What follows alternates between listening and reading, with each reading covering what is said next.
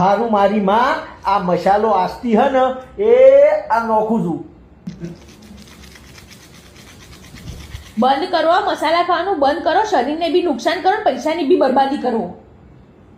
ચોકન શરીરને નુકસાન કર્યું. નુકસાન જ થાય નથી. છેલ્લા 10 વર્ષથી ખાઉં હું.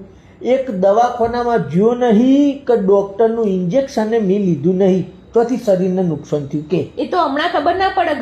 ગયડા ખાઓ ને, ગયડા એટલે કેન્સર થાય. અચ્છા, તો ગયડા થઈએ ને તો પણ સારું હક. આ તો ગયડામાં ખોટા રીબાવું ને હોબાવું એના કરતાં વહેલા જવાનીમાં જ નીકળી જઈએ એક મસાલો ખાઈ. કેમ? તું ખોટી હે ને છોકરાને વહુઓના ઠુહા ખાજે, અમે વહેલા નીકળી જઈશું માવા ખાઈ. પૈસા તો બરબાદ થયા ને. જ્યાં બરબાદ થયા પૈસા ભાઈ? ચોકણ મારે કોઈના જોડે માગવા જવું પડ્યું કે ચોકણથી વસ્તુ કોઈ માગ્યું અને મેં તને ના લઈ આપ્યું.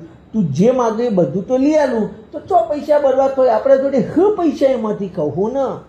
તો મહિનાના કેટલા પૈસા થોય આ મસાલા ખાઈને? મહિનામાં 5000 રૂપિયાના મસાલા ખાઉં. 10 વર્ષથી ખાઓ ને હા, તો 6 લાખ રૂપિયા થયા. તે આ 6 લાખનું તમે મને 500 તળાનું હાર બનાવી આલત. તે હાર તો બનાવ્યો 5 છોલાનો. તો બીજો બનાવી આલત. બે હાર શું કરવા ભેગા કરવા? પેર કે બનાવ્યો પેર? હા તો હાર નહીં તો આપણે ગાડી લોત ને. તો ગાડી છે ને આપણે, તો બીજી લોત 5-6 લાખમાં. એટલે પણ બે ગાડીઓ શું કરવી? એક ગાડીમાં આપણે 2 જણા આવી જાય ને બીજો અડોશ પડોશ ને બિહાર હે તો 2 ગાડી તો ભેગી કરવાના આવે ગોડી. તમારા જોડે તો બેસ કરવી જ બેકાર આવે.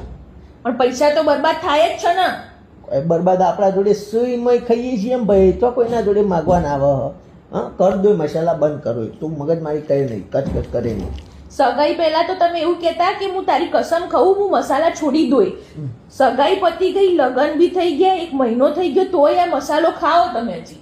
એટલે બાપા, એ તો સગાઈ પહેલાં હું એકલો જિંદગી જીવતો તો, મને ઘરની જવાબદારીઓ ટેન્શન બહુ હતા, એટલે ટેન્શનમાં મેં મસાલા ચાલુ કર્યા. બરાબર, પછી તું મને મળી એટલે મેં વિચાર્યું કે હવે ઓની જોડે મારો લગ્ન થશે એટલે જીવન મારું શાંતિથી અને સુખમય જીવન જશે, એટલે મસાલા ખાવાની કોઈ જરૂર નહીં, મસાલા નહીં ખાઉં. બરોબર, પણ આ તો તું આવીને ટેન્શન ડબલ થયું એટલે મારે ખાવા. શું કીધું? કોઈ નહીં, એટલે હવે તું આવી એટલે હવે કીધું મસાલા છોડો, ટાઈમ આવશે એટલે છોડી દો. બસ. ક્યારે આવશે ટાઈમ? ટાઈમ આવે યાર, થોડા હવે ધીરે ધીરે હું ટ્રાય કરું અને પછી છોડી દો એક દાડો. સારું, હજી હાલ બી ટેન્શન હે તમારું, કેવું એવું થાય હે ને? આ તો થોડું ઘણું હોય ને. હવે તું આવી એટલે હવે કેવું હોય, અત્યાર સુધી મારે એકલાની જવાબદારી હતી, હવે તારી જવાબદારી. તારે હવે કપડો લઈ આવવાનો, ખાવાનું, વસ્તુ, આ તે પહેરવાનું